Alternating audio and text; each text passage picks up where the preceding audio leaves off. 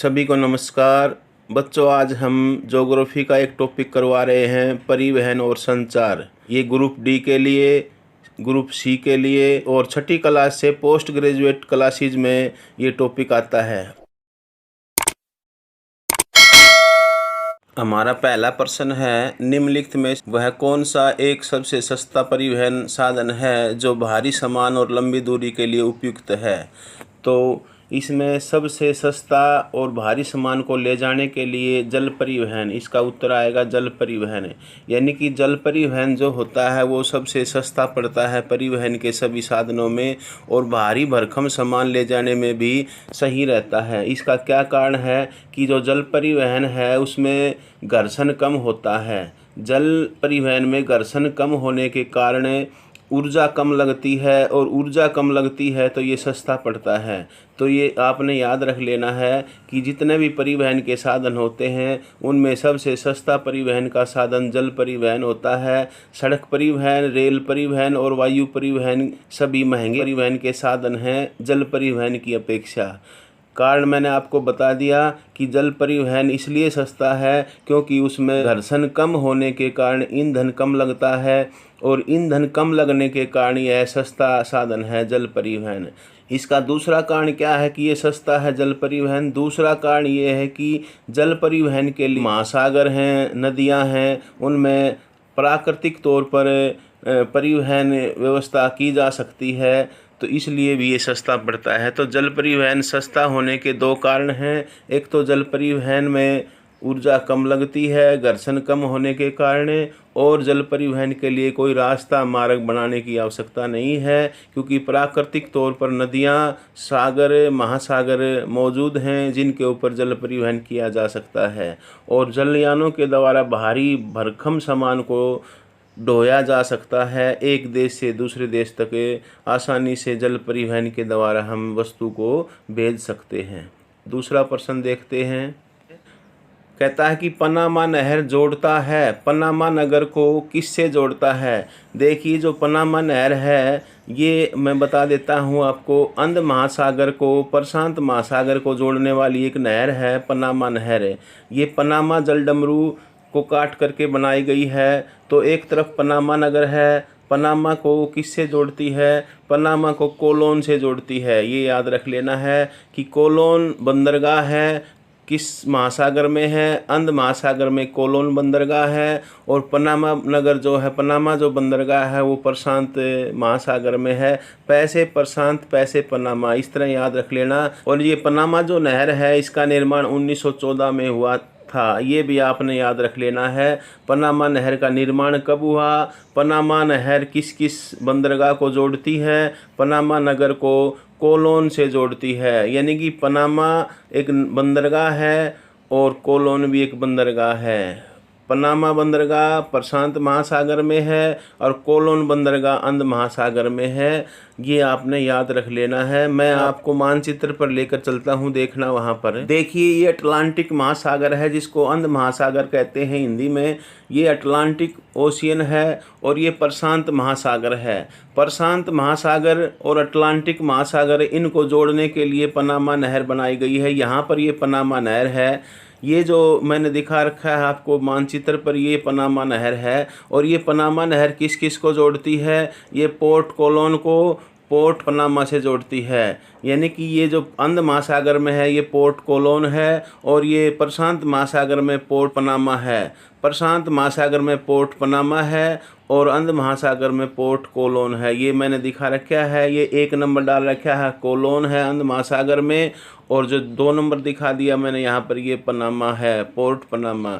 तो पनामा जो नहर है पनामा को पोर्ट कोलोन से जोड़ती है। और किन किन महासागरों के बीच में है, किन किन महासागरों को जोड़ती है? अटलांटिक महासागर को प्रशांत महासागर से जोड़ती है। ये प्रशांत महासागर है और ये अटलांटिक महासागर है, ये याद रख लेना। इसका निर्माण कब हुआ? 1914 में इसका निर्माण हुआ था। अब चलते हैं हमारे प्रश्न की तरफ। अगला प्रश्न है, विश्व का सबसे लंबा झील जलमार्ग कौन सा है? बहुत ही अच्छा ज़बरदस्त प्रश्न पूछा गया है कि दुनिया में, संसार में जो सबसे लंबा झील जलमार्ग कौन सा है? तो इसका सही उत्तर आएगा ग्रेट लेक्स सेंट लॉरेंस जलमार्ग। ये ग्रेट लेक्स सेंट लॉरेंस जलमार्ग कहाँ है? ये यूएसए में है, संयुक्त राज्य अमेरिका में है, ये याद रख लेना है। ये 5 झीलें हैं, उन 5 झीलों को जोड़ करके ये जलमार्ग बनता है और ये दुनिया का सबसे लंबा झीलों का जलमार्ग है, ये आपने याद रख लेना है। ये 5 जो झील हैं ये एक दूसरे के नज़दीक हैं और जुड़ी हुई हैं। तो ग्रेट लेक्स सेंट लॉरेंस जलमार्ग दुनिया का सबसे लंबा झीलों का जलमार्ग है, ये यूएसए में है। मैं आपको मानचित्र पर दिखाता हूँ ये जो झीलें हैं कौन कौन सी झीलें हैं यूएसए में, और आप देखिए मानचित्र के ऊपर सुपीरियर झील है, एक है मिशिगन झील है, एक है आपकी हुरॉन झील है, एक ओंटारियो झील है, एक ईरी झील है। ये 5 झीलें हैं। ये 5 झीलें संयुक्त रूप से मिलकर के एक दुनिया का सबसे बड़ा सबसे लंबा झीलों का जलमार्ग बनाती हैं। ये आपने याद रख लेना है। कौन कौन सी झीलें फिर बता देता हूँ आपको। सुपीरियर झील है, मिशिगन झील है,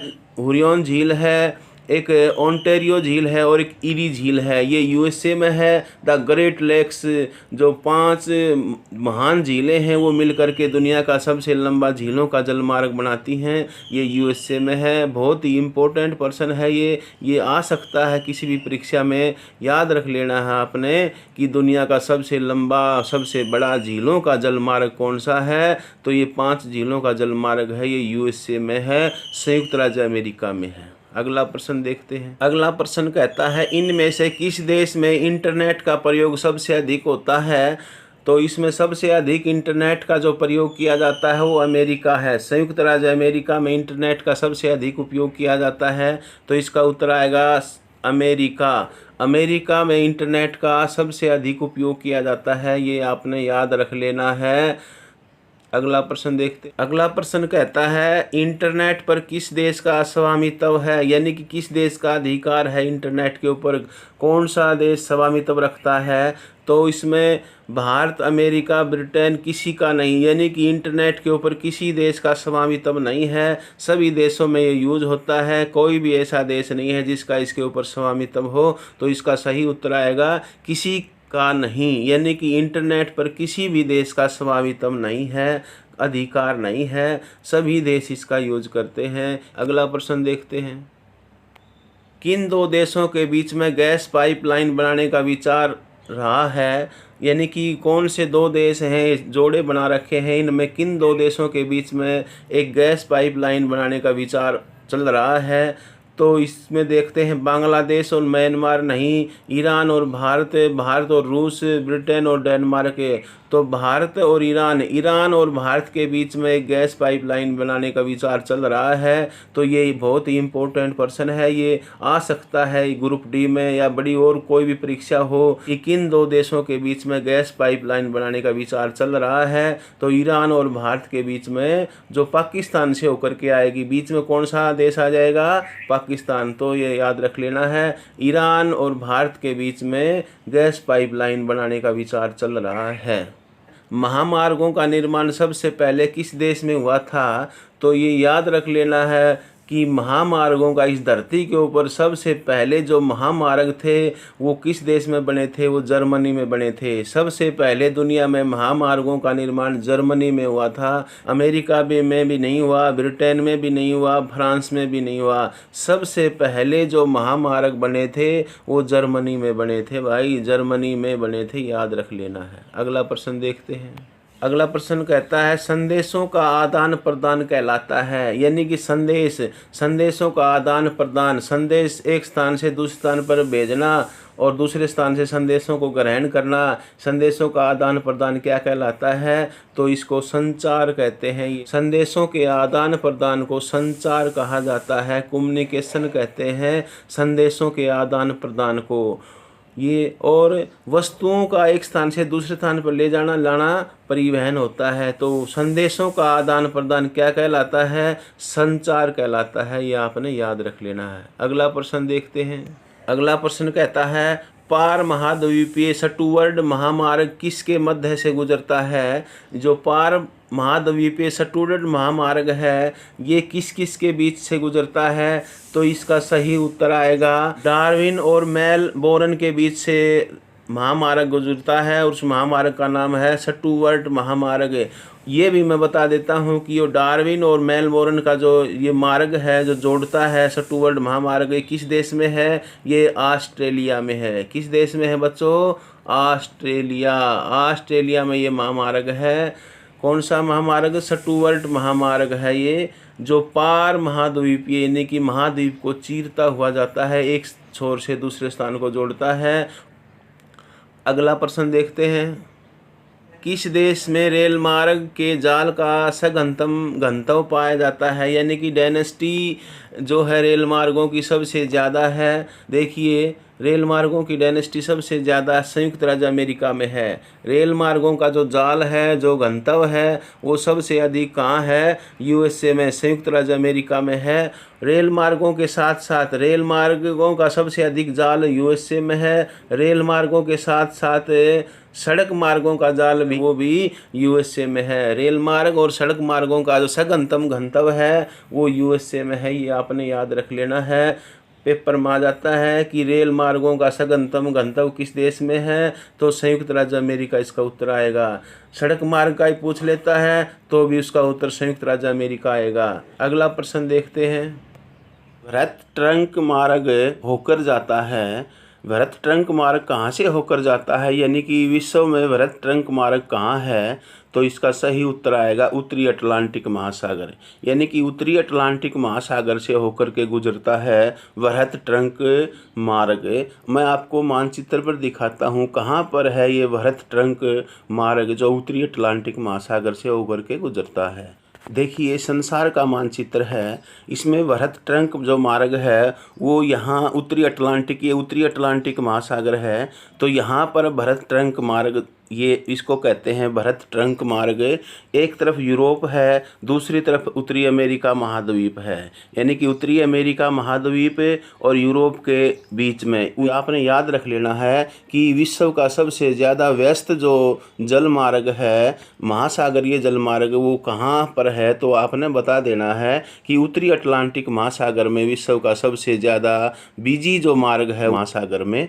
देखिए, फिर बता देता हूँ, ये यूरोप के पश्चिमी तटीय जो देश हैं ये और उत्तरी अमेरिका महाद्वीप के पूर्वी तटीय देश आपस में बहुत ज़्यादा व्यापार करते हैं, क्योंकि ये दोनों ही विकसित क्षेत्र हैं और विकसित क्षेत्र होने के कारण ये व्यापार खूब करते हैं, वस्तुओं का लेन देन काफ़ी करते हैं, जिस कारण से ये दुनिया में प्रसिद्ध उत्तरी अटलांटिक महासागर का जो जल मार्ग है ये दुनिया में प्रसिद्ध है, बिजी जल मार्ग है, इसको वृहत ट्रंक जल मार्ग भी कहते हैं। उसी प्रकार इसके साथ साथ मैं आपको और समझा देता हूँ कि विश्व का सबसे ज़्यादा बिजी जो व्यस्त नदीय जलमार्ग है वो कौन सा है? वो राइन नदी है। जो राइन नदी है विश्व की सबसे ज़्यादा व्यस्त नदी है। ये आपने याद रख लेना है कि नदियों में कौन सी ज़्यादा व्यस्त है? राइन नदी व्यस्त है। जबकि महासागर में कौन सा मार्ग है? उत्तरी अटलांटिक महासागर ज़्यादा व्यस्त है। राइन नदी नदियों में ज़्यादा बिजी है और महासागरों में उत्तरी अटलांटिक महासागर ज़्यादा व्यस्त जलमार्ग में गिना जाता है। अगला प्रश्न देखते हैं। बहुत ही महत्वपूर्ण क्वेश्चन है अगला। देखिए, कहता है बिग इंच पाइपलाइन जो है वो परिवहन किया जाता है। जो बिग इंच पाइपलाइन है उसके द्वारा किस चीज़ का परिवहन होता है? ये पाइपलाइन है बिग इंच, ये इसके बारे में बता देता हूँ कि ये विश्व की सबसे ज़्यादा बड़ी पाइपलाइन है बिग इंच पाइपलाइन। कहाँ पर है ये बच्चों? ये यूएसए में, संयुक्त राज्य अमेरिका में ये पाइपलाइन है बिग इंच, जो विश्व की सबसे ज़्यादा बड़ी, लंबी और व्यस्त पाइपलाइन है। इस पाइपलाइन के द्वारा किस चीज़ का परिवहन किया जाता है, ये आपसे प्रश्न पूछा है। तो इसके द्वारा हम पेट्रोलियम पदार्थ जो हैं उनका परिवहन करते हैं। पेट्रोलियम पदार्थों के परिवहन के लिए ये पाइपलाइन बिछाई गई है और ये विश्व में सबसे लंबी बड़ी पाइपलाइन है। और ये कहाँ पर है? ये यूएसए में है, संयुक्त राज्य अमेरिका में ये पाइपलाइन है। ये आपने याद रख लेना है। ये बहुत ही इम्पोर्टेंट प्रश्न है, ये कई बार यूपीएससी की परीक्षा में आया हुआ प्रश्न है। बिल्कुल याद होना चाहिए कि बिग इंच पाइपलाइन कहाँ पर है? यूएसए में है। विश्व की सबसे बड़ी पाइपलाइन कौन सी है? बिग इंच पाइपलाइन है। बिग इंच पाइपलाइन से किस चीज़ का परिवहन किया जाता है? तो पेट्रोलियम पदार्थों का परिवहन किया जाता है। ये आपने याद रख लेना है। इसमें से 3 प्रश्न, 1 प्रश्न से मैंने 3 प्रश्न आपको समझा दिए हैं बिग इंच पाइपलाइन के बारे में। अगला प्रश्न देखते हैं। अगला प्रश्न है, चैनल टनल जोड़ता है, यानी कि चैनल टनल जो है वो किस किस को जोड़ता है? तो ये मैं पहले तो ये बता देता हूँ आपको कि चैनल टनल क्या है। चैनल टनल एक सुरंग है जो ये पेरिस और लंदन को जोड़ती है, यानी कि फ्रांस और लंदन के बीच में है ये, और ये पेरिस शहर को लंदन शहर से जोड़ती है ये टनल।